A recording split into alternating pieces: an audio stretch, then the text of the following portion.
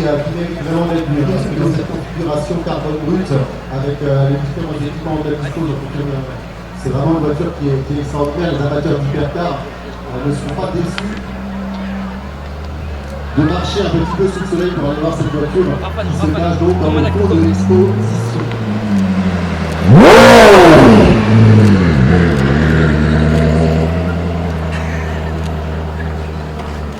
Normalement, on encourage à ce genre de petite démonstration. Incroyable, la voir là-bas et demander c'est des gens qui se regardent. Oui, tout à fait, c'est vrai que le parc d'étudier, c'est très intéressant de voir.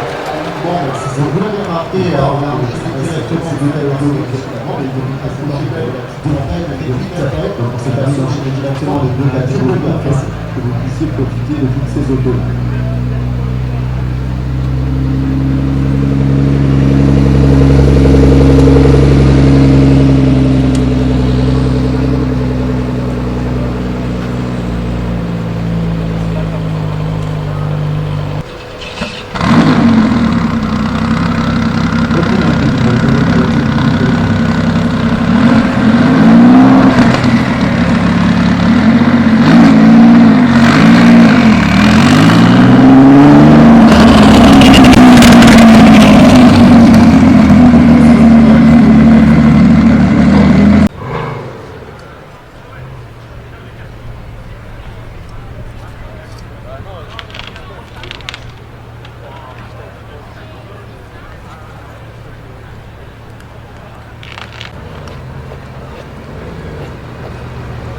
Donc d'une certaine façon, ça reste quand même très différent certes de Bugatti qu'on a pu voir sur le col des plateaux, mais ça reste néanmoins des véhicules qui sont... Donc vous l'avez remarqué, on a enchaîné directement deux catégories, puisque la catégorie précédente était relativement réduite. Donc on s'est permis d'enchaîner directement les deux catégories afin que vous puissiez profiter de toutes ces autos-là.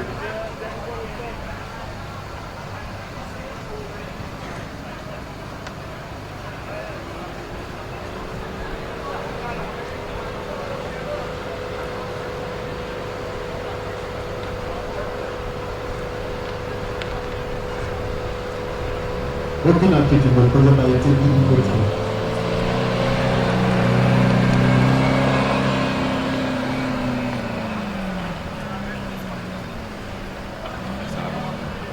Même les codes qui étaient chers à Aston Martin, les voitures en façon générale, la voiture est très bien finie, il y a beaucoup de boiseries, beaucoup de cuir, donc c'est un véhicule qui est intéressant à découvrir et qui est quand même très très méconnu, et qui a des performances pour l'époque qui étaient vraiment de premier ordre.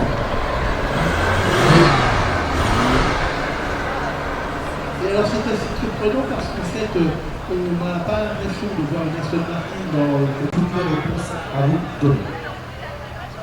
Merci beaucoup pour la présentation de cette voiture exceptionnelle. Et comme le disait Benoît à l'instant, il vient de le rappeler, les plus cinéphiles d'entre vous ont reconnu la voiture de Pierce Brosnan dans James Bond, puisque ça a été le coup de promotion pour ce modèle-là.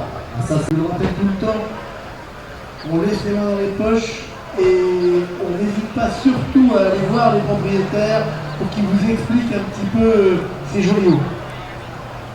Cela va de soi, effectivement, mais n'hésitez effectivement pas à approcher de cette auto-là parce qu'elle est vraiment exceptionnelle. N'hésitez pas à aller voir ce détail de la signature effectivement à l'arrière qui rend cette voiture unique. Et il faut rappeler évidemment que c'est la première supercar Ferrari en série ultra spéciale avec la boîte fin du blanc. Parce que la F-150 est présent en boîte.